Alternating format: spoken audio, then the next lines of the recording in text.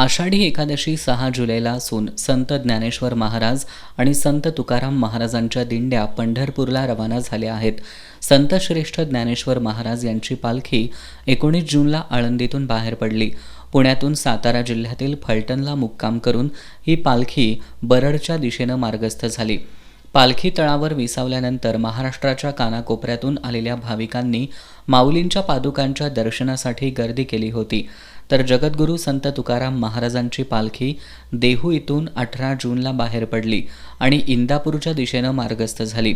निमगाव केतकी या गावात पालखी तळावर विसावल्यानंतर आलेल्या भाविकांनी माऊलींच्या पादुकांच्या दर्शनासाठी गर्दी केली. यावेळी संपूर्ण पालखी तळ आकर्षक फुलांनी सजवण्यात आला होता.